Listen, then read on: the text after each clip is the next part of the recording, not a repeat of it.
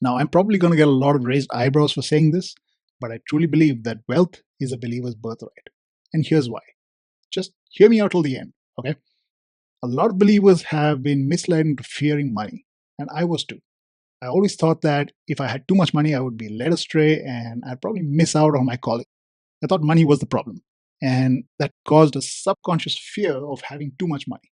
That fear comes from a misunderstanding of 1 Timothy chapter 6 and verse 10.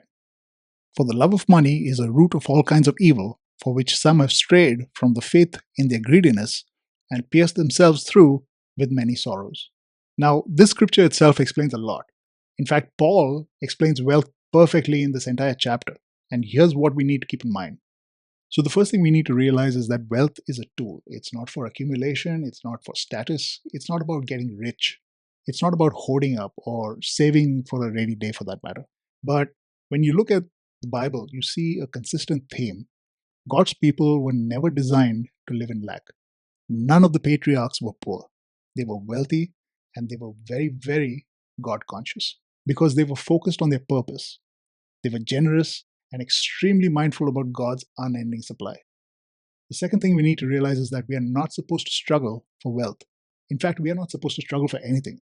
Deuteronomy chapter 8, verse 18, it says, "It is God who gives you the power to get wealth." In fact, Romans chapter 8, verse 32, it says, "He who spared not his own son, but delivered him up for us all, how shall he not with him also freely give us all things?" When we consciously live in the reality of abundance, wealth comes to us. And that happens when we are focused on this third thing, which we need to keep in mind, which is wealth is tied to our purpose. 2 Corinthians chapter 9, verse 8. "And God is able to make all grace abound towards you, that you, having all sufficiency in all things, may abound towards every good work." Everything about fulfilling your purpose has to do with people, and that requires resources, which includes time. If your entire focus is just on getting by, making ends meet, and sustaining yourself, you'll never have enough to do the things that matter, which almost always involves monetary resources. I like what Myles Munroe said.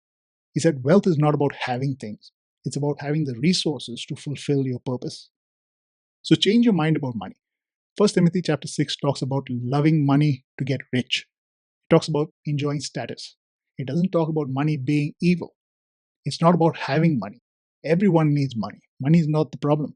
It's the mindset that makes all the difference. Now, if this has changed your perspective on wealth, begin your shift towards abundance. Make this mental marker towards that shift.